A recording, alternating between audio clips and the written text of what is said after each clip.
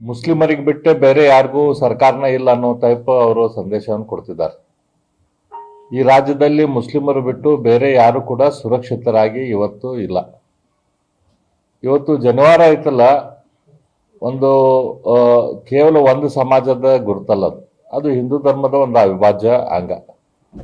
ನಾವು ಮಹಾಭಾರತದ ಟೈಮ್ದಾಗಿಂದನೂ ನೋಡ್ತೀವಿ. ಅವಾಗಿಂದ ಕೂಡ ಕ್ಷತ್ರಿಯರಿರಲಿ ಅಥವಾ ಬೇರೆ ಬೇರೆ ಜೈನ್ ಸಮಾಜ ಇರಲಿ, ಬ್ರಾಹ್ಮಣ ಸಮಾಜ ಇರಲಿ, ಈ ರೀತಿ ಬೇರೆ ಬೇರೆ ಸಮಾಜಗಳು ಜನವಾರವನ್ನು ಹಾಕುವಂಥ ಪದ್ಧತಿ.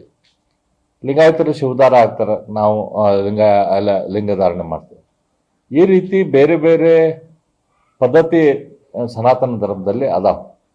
ಆದರೆ ಇವತ್ತು ಮುಸ್ಲಿಮರಿಗೆ ಬುರ್ಕಾ ಹಾಕಕ್ಕೆ ವಿರೋಧಿಲ್ಲ, ಮುಸ್ಲಿಮರಿಗೆ ಅವ್ರ ತಲೆ ಮೇಲೆ ಹಿಜಾಬ್ ಹಾಕಕ್ಕೆ ಅದಕ್ಕೇನು ತೊಂದರೆ ಇಲ್ಲ.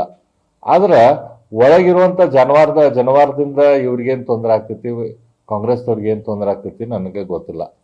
ಇದೇನು ಅವ್ರ ಮ್ಯಾಲ್ನವ್ರು ಕುಂತು ಏನು ಕುಮ್ಮಕ್ಕ ಕೊಡ್ತಿದಾರ ಸಿದ್ದರಾಮಯ್ಯನವ್ರ ಆದಿಯಾಗಿ, ಅವ್ರು ಯಾವ ರೀತಿ ಸಂದೇಶ ಕೊಡ್ತಿದ್ದಾರ ಅದ್ರಂಗೆ ಅವ್ರ ಕೆಳಗೆ ಅವ್ರ ಹಿಂಬಾಲಕರು ಇವತ್ತು ಕುಣ್ಯಾಕ ಶುರು ಮಾಡಿದ್ದಾರೆ.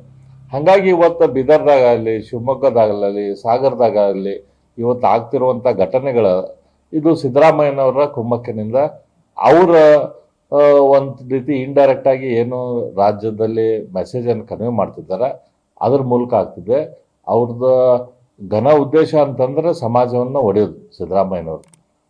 ಆ ದೃಷ್ಟಿಯೋಗಿ ಇವತ್ತು ಅವ್ರು ಕೆಲಸ ಮಾಡ್ತಿದ್ದಾರೆ. ಇವತ್ತು ಸಿದ್ದರಾಮಯ್ಯನವರು ಇಮಿಡಿಯೇಟ್ಲಿ ಒಂದು ಈ ರೀತಿ ಘಟನೆ ಆದಾಗ ಅವ್ರು ಬಂದು ಕೂಡಲೇ ಇದು ಕ್ರಮ ತೆಗೆದುಕೊಳ್ತೀವಿ ಮತ್ತು ಅದ್ರ ಬಗ್ಗೆ ನಾನು ಕ್ಷಮೆ ಯಾಚಿಸ್ತೀನಿ ಮುಖ್ಯಮಂತ್ರಿ ಆಗಿ ಅಂತೇಳಿ ಅವ್ರು ಹೇಳಬೇಕಾಯ್ತು. ಅವರು ಹೇಳಿಲ್ಲ, ಅವ್ರು ಯಾರು ಮಂತ್ರಿಗಳು ಕೂಡ ಅದ್ರ ಬಗ್ಗೆ ಬಾಯ್ಬಿಟ್ಟಿಲ್ಲ. ಇದರ ಅರ್ಥ ಅವ್ರಿಗೈತಲ್ಲ ಸಮಾಜವನ್ನು ಹೊಡಿಬೇಕನ್ನೋದೈತಿ, ಮುಸ್ಲಿಂ ಸಮಾಜದ ಓಲೈಕೆ ಮಾಡೋದೈತಿ. ಅದನ್ನ ಬಿಟ್ಟು ಮತ್ತೇನು ಇಲ್ಲ ಅವ್ರ ಕೆಲಸ. ಹಿಜಾಬ್ ಆಗಿತ್ತಂತ ಪ್ರತಿ ಅರ್ಧ ಗಂಟೆಗೊಮ್ಮೆ ಪ್ರತಿಕ್ರಿಯೆ ಕೊಡ್ತಿದ್ರು, ಅದ್ರ ಬಗ್ಗೆ ಎಲ್ಲ ಇದು ಗದ್ದಲ ಶುರು ಮಾಡಿಸ್ತಿದ್ರು ಇಡೀ ರಾಜ್ಯದಂತ.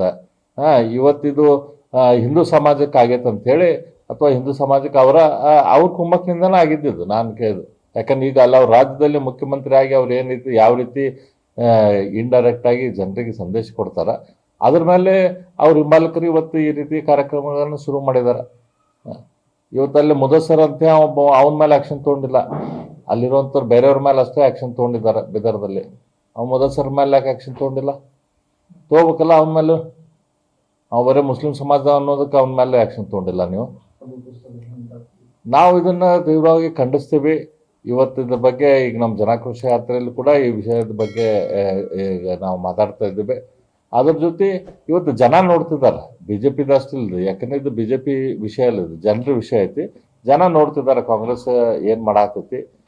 ನಮ್ಮ ತಪ್ಪಿನಿಂದ ಇವತ್ತು ಕಾಂಗ್ರೆಸ್ಸಿಗೆ ಓಟ್ ಹಾಕಿದ್ರು, ಆದರೆ ಇವತ್ತು ಜನ ಕಂಡ್ಕೊಂಡಿದ್ದಾರೆ ಏನು ಕಾಂಗ್ರೆಸ್ ಏನೈತಂತೆ. ₹1 ಅಭಿವೃದ್ಧಿ ಕೆಲಸ ಆಗ್ತಾ ಇಲ್ಲ.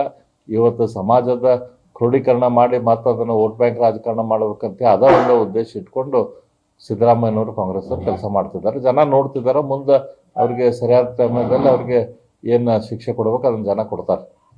ಇವತ್ತು ನೋಡ್ರಿ, ಅದು 1 ಜನವರಿಯಿಂದ ಶುರುವಾಗೈತಿ.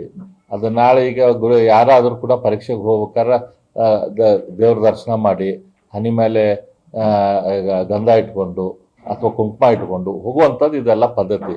ಈಗ ಇವತ್ತು ಜನವರಕ್ಕೆ ತರ್ಸಾರ, ನಾಳೆ ಇನ್ನೊಂದು ಸ್ವಲ್ಪ ದಿನ ಬಿಟ್ಟು ಹನಿ ಮೇಲೆ ನೀವು ಕುಂಕುಮ ಇಟ್ಕೋಬಾರ್ದು ಅಂತ ಹೇಳ್ತಾರೆ, ಗಂಧ ಇಟ್ಕೋಬೇಡ್ರಿ ಅಂತ ಹೇಳ್ತಾರೆ, ಇವತ್ತೇ ಹಚ್ಕೋಬೇಡ್ರಿ ಅಂತ ಹೇಳ್ತಾರೆ, ನಾಮ ಹಚ್ಕೋಬೇಡ್ರಿ ಅಂತ ಹೇಳ್ತಾರೆ. ಇವೆಲ್ಲ ಶುರು ಮಾಡ್ತಾರೆ.